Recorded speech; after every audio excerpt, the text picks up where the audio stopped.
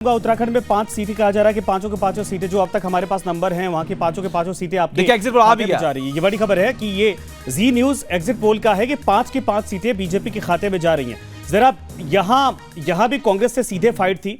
हरीश रावत और तमाम बड़े नेता वहां पर कई बयान दे चुके थे कि यहां पर भी चीजें बदलते हुए दिखाई दे रही। हो सकता है कि बीजेपी का नंबर घट जाए, कांग्रेस यहां पर रिवर्स करते दिखाई दे।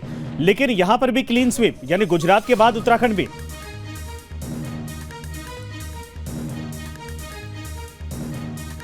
मैं आपको फिर बता रहा हूं, 4 जून को हम फिर मिलेंगे। हाँ। उत्तराखंड में क्लीन स्वीप होगा और क्लीन स्वीप ही नहीं होगा, कांग्रेस और बीजेपी के वोट में 1 और 2 का अनुपात होगा। आप ये देख लेना। नरेश जी, अभी कुछ देर पहले हमारे साथ एसपी के एक प्रवक्ता जो है वो जुड़े हुए थे, कीर्ति जी, और जब हमने उनको ये तमाम आंकड़े दिखाए, बताए, तो वो तो यही कह रहे हैं कि देखिए ये तो सिर्फ एग्जिट पोल है, अभी आप इंतजार कीजिए, एग्जैक्ट नंबर जो है वो 4 तारीख को आएंगे। वो तो अभी भी आश्वस्त हैं कि जो 295 का टारगेट उन्होंने दिया है वो अचीव करेंगे, और 400 प्लस का नारा जो आपने दिया है वो अचीव नहीं हो पाएंगे। मल्लिकार्जुन खड़गे भी कहते हैं कि 295 प्लस हम जा रहे हैं एग्जिट पोल में। पहले तो प्रवक्ता नहीं भेज रहे थे, बाद में पता नहीं राय मंथन किया तो भेजना भी शुरू कर दिया। तो 295 का आंकड़ा है सर उनका। सर वो भी कह रहे हैं कि 4 जून को मिलेंगे, आप भी कह रहे हैं 4 जून को मिलेंगे। 1 घंटे की चाय पार्टी में कोई आंकड़ा निकल करके नहीं आता है। हाँ। वो केवल प्रेस कॉन्फ्रेंस में बोलना है। हाँ। इसलिए बोल दिया, रियलिटी वो भी जानते हैं। हाँ। 4 तारीख को आपके सामने आ जाएगा। मैं कह रहा हूं 4 तारीख को जो आपने आंकड़ा दिखाया है, हाँ, इससे बढ़कर बीजेपी अपने दम पर 370 पार करेगी। हाँ। और एनडीए 400 पार करेगा। हम आपके साथ 4 तारीख को बैठेंगे, फिर देखेंगे। अच्छा, एक चूंकि आप तो सांसद हैं, आपको थोड़ी और जानकारी वहां की होगी, आपने कैंपेन भी किया होगा। ये जो नंबर इस बार आप लोग 400 प्लस का बता रहे हैं, किन राज्यों से आपको फायदा होता दिखाई दे रहा है? कहां से ज्यादा बढ़त है कि आप लोग 370 बीजेपी अकेले दम पर और 400 प्लस एनडीए जाएगा?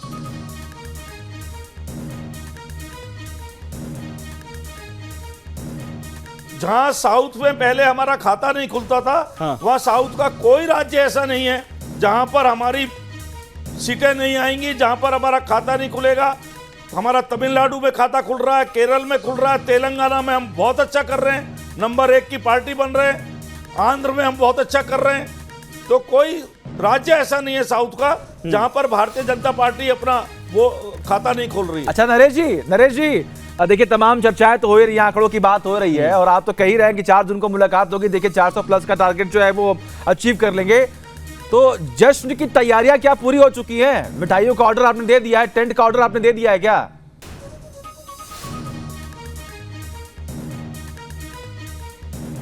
उसकी आवश्यकता नहीं होती हमारे, आपको मालूम है, कार्यकर्ता आधारित दल है। कार्यकर्ता अपने आप उत्साहित हो गए, जब 12-1 बजे तक रिजल्ट आएंगे तो अपने आप सब तैयारी हो जाती है, करने की जरूरत नहीं पड़ती। अच्छा सर, थोड़ा सा विश्लेषण बताइए ना। दक्षिण के राज्यों में 2019 में भी प्रधानमंत्री का चेहरा था, लेकिन ये करिश्मा नहीं था। इस बार ऐसा क्या विश्वास आप लोगों ने दिया है कि वहां पर जो रीजनल पार्टियां हैं, जिनका दमखम होता था, जिनको भेदना कांग्रेस पार्टी भी एक तरह से हार मानती थी, जिनका वर्चस्व था, बावजूद, हाँ, लेकिन बीजेपी वहां पर पूरी तरीके से हर राज्य में पेनिट्रेशन करते दिखाई दे रही है, इवन केरला तक, जो लेफ्ट का गढ़ है।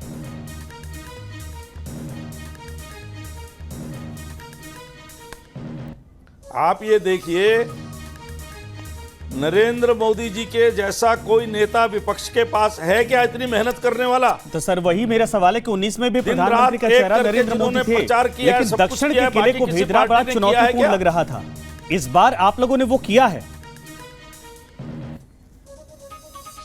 हाँ, तो जो काम हमने जहां भी थे, हम उड़ीसा में नंबर 1 पार्टी बन रहे हैं, सरकार बना रहे हैं वहां। अच्छा। तेलंगाना में नंबर 1 पार्टी बन रहे हैं, आंध्र प्रदेश में हमारा एनडीए नंबर 1 पर आ रहा है, केरल में सीट खुल रही है, तमिलनाडु में हम बहुत अच्छा प्रदर्शन कर रहे हैं, हमारी सीटें आ रही हैं।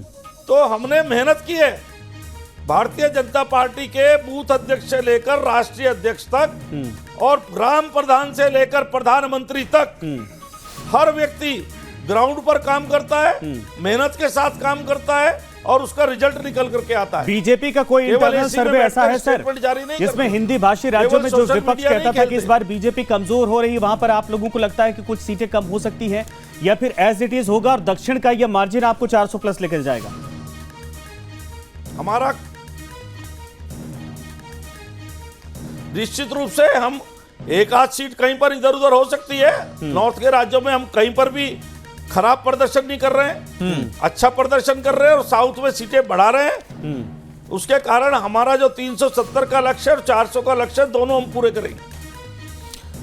तो मतलब इस बार खुशियां जो हैं वो बीजेपी में बहुत ही ज्यादा आने वाली हैं। आप ये कह रहे हैं 400 प्लस का टारगेट जो है वो पूरा होगा ही होगा, लेकिन इन सबसे ही था, जैसा कि सवाल किया संजय जी ने, कि पहले भी चर्चा इस बात की थी कि आप नॉर्थ इंडिया की बात कर लीजिए, वहां पर कहीं ना कहीं लैक हो रहा है बीजेपी का, इसीलिए पूरी कोशिश साउथ में की गई, पूरा फोकस साउथ में किया गया कि जो नुकसान हमें यहां पर हो रहा है वो नुकसान का वो उस नुकसान की भरपाई जो है हम साउथ से करेंगे। और उसका असर भी देखने को मिला शायद, और उसका इंपैक्ट इतना अच्छा हुआ कि जहां पर आपका खाता भी नहीं खुल रहा था वहां पर आप डबल डिजिट में आ रहे हैं। मैं आपको जी मुझे बताइए, जब हम 303 से अपने दम पर 370 ला रहे हैं और केवल नुकसान की पूर्ति करेंगे तो 370 कैसे आएंगी?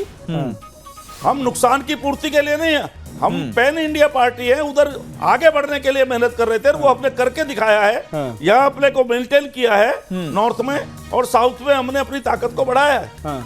अच्छा, उत्तराखंड का जिक्र है सर, एक आपके यहाँ दरअसल वो कहा जाके एक्सपेरिमेंट के तौर पर था, आपने यूसीसी लागू कर दिया। गृह मंत्री जी कह चुके हैं कि जब हम आएंगे तो इसके बारे में सोचेंगे क्या इफ एंड बट वहां पर आपके राज्य में रहा उत्तराखंड में, और उसको लेकर हम फिर सुधार करेंगे, सुधार करने की आवश्यकता हुई तो देश में लागू करेंगे। ये असल में मुद्दा था उत्तराखंड के भीतर वोट देने के लिए जब लोग घरों से निकले थे, क्योंकि विपक्ष ने इसको पूरे पैन इंडिया में एक बड़ा मुद्दा बनाया था। अल्पसंख्यक इससे परेशान किए जाएंगे, उनके अधिकारों को छीना जाएगा या उनको बाहर कर दिया जाएगा। इसका असर कितना हुआ? नहीं, ये किसी के अधिकार छीनने का मुद्दा नहीं है। यूसीसी मतलब है सबके लिए, कुछ मामले ऐसे इस वक्त हैं, विवाह है, तलाक है, बच्चा अडॉप्ट करना है, इस प्रकार के सबके लिए एक कानून होने में क्या दिक्कत है? नहीं, वही सर मैं पूछ रहा हूं कि परेशान करने की मंशा नहीं है उसके पीछे। क्या उत्तराखंड ने उसको करके दिखाया है का मुद्दा आप 2 लाख लोगों का बताया, जनता ने 2 लाख लोगों के सुझाव लिए हैं उस पर। इस सुझाव में क्या क्या बातें सामने आई सर, इसका असर कितना रहा? हाँ, वोटिंग के तौर पर कितना वोटिंग असर के तौर पर बीजेपी के कितना लिए फायदेमंद रहा? बिल्कुल, हम ये जानना चाह रहे हैं।